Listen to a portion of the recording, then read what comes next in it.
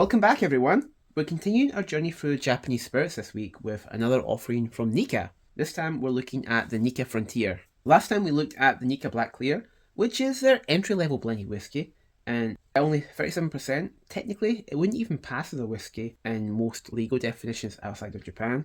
But today we're stepping up the game a bit with the Nikka Frontier. This is actually a fairly new release, and it hit the shelves in Japan only last year, in 2024.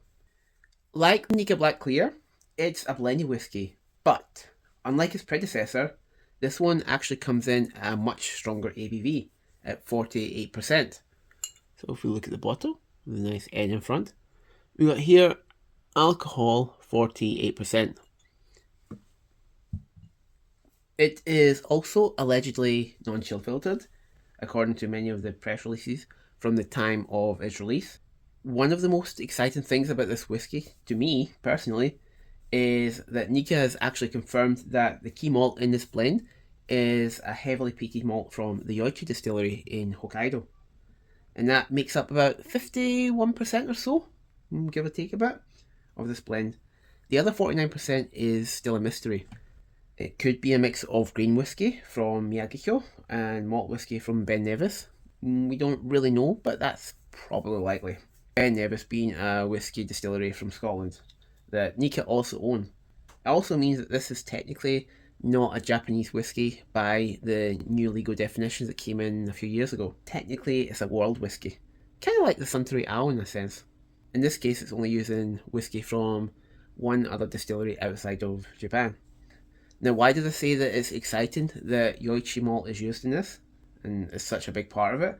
Well, see, the thing is, for me, I'm personally a huge fan of Yoichi's single malts. I'm a big fan of the whiskey. I've been to the distillery. It's a really, really amazing place, and I highly recommend it if you ever get the chance. So, before we pour it out, let's just have one more quick look at the bottle first.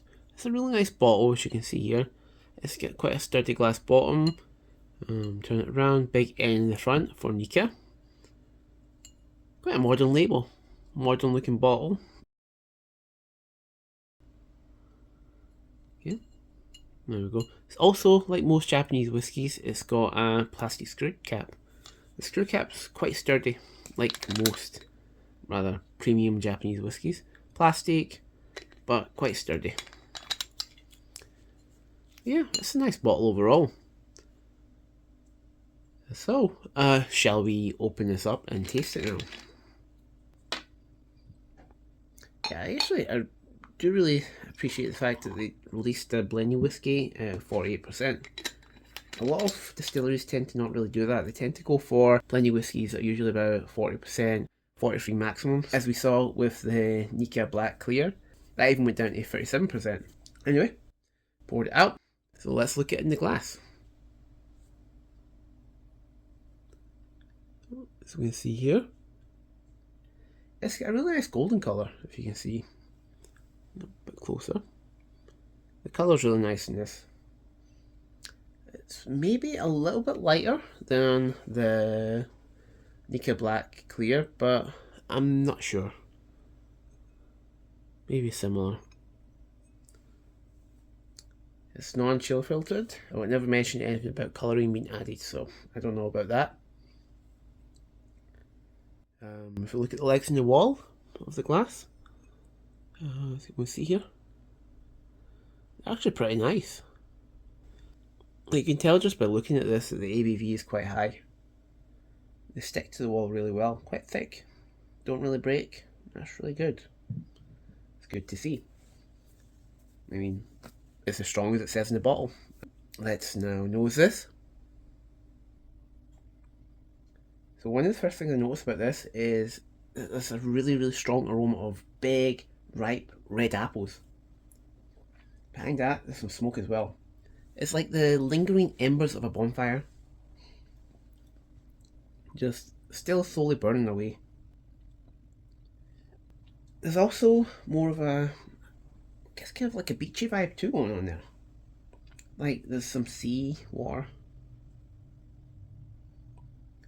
You know, say like a beach as the seawater comes in, it goes out. Like this smell if you're like just sitting at a beach in the morning, just watching the tide go out. Briny, There's also some malt coming through too. It's a bit on the funky side, which is nice, because funnily enough, I find that funk on both Yoichi and Ben Nevis. It's a little bit different on both of them, but this does have a like blended funk from both of those distilleries, which is quite interesting. You can get some orange peel, maybe even a little bit of marmalade. Yeah, marmalade. Yeah, it's got sort of the orange peel, like that orange oil from the orange peel there, but there's also a sort of cloying sweetness to it as well. It reminds me a lot of marmalade. I can't help but feel like there's even a little hint of raisin there, maybe? Maybe they put some sherry cask malt into this? Not gonna lie, the nose on this, it reminds me a lot of the nose that you get on Yoichi.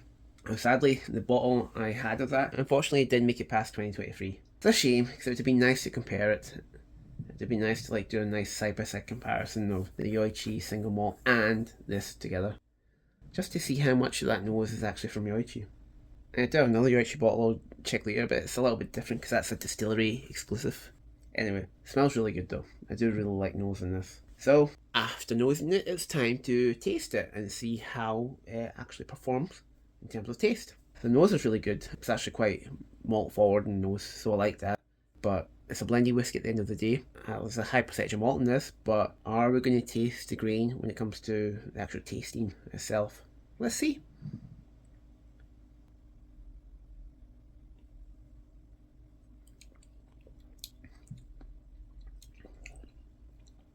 Okay, oh, that's interesting. Damn. So there's a fiery kick at first. Like, it's like a fire on your tongue, so burn. That might just be from the high ABV. Then it's followed by some cinnamon backing it up.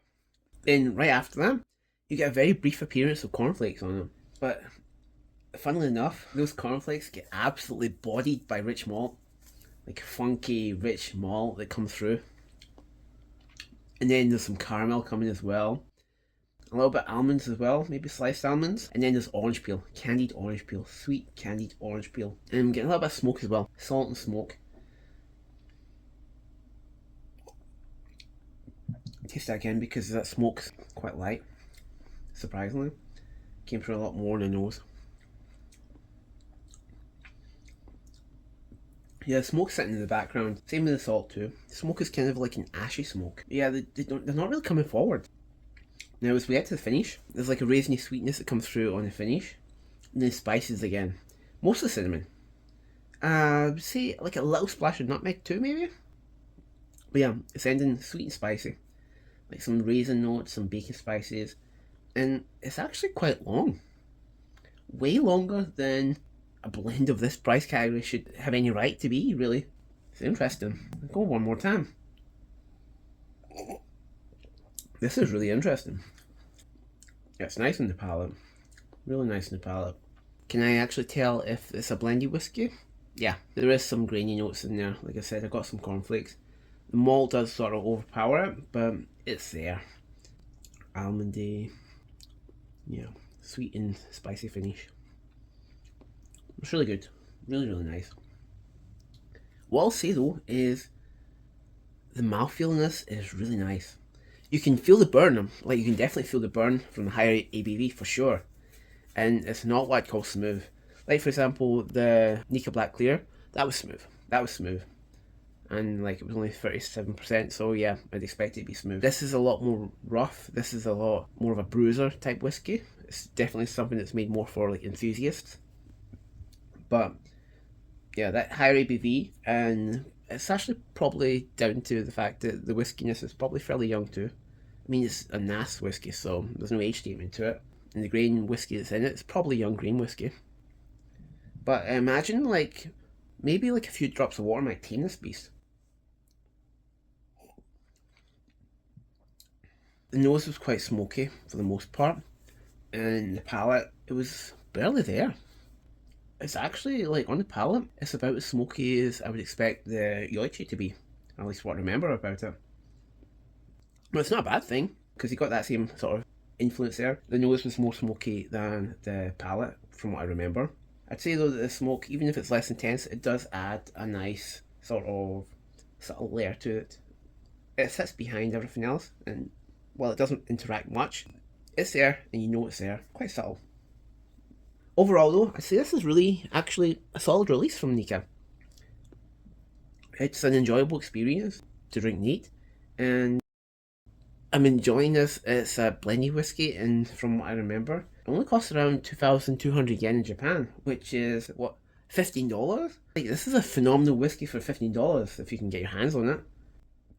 Yeah, I'd heartily recommend this, just because of that, really. Could you do better? Sure. Could you do better at this price? Hell no. Hell no. It's good stuff. Yeah, that's good stuff. Really good stuff. But anyway, that's a wrap for this review. I'd like to thank my viewers for watching it. And if you'd like to see more whiskey, rum, brandy, or even gin reviews, I've started doing them too. And I might even have a shochu review soon too. Please feel free to subscribe. You can do that by clicking the button in the corner of the screen. And I'd like you to all have a fantastic day or night. And give me 1 minute to add a little bit to glass. It doesn't feel right doing a cheers without some whiskey in the glass. As we say in Scotland, Slanjava.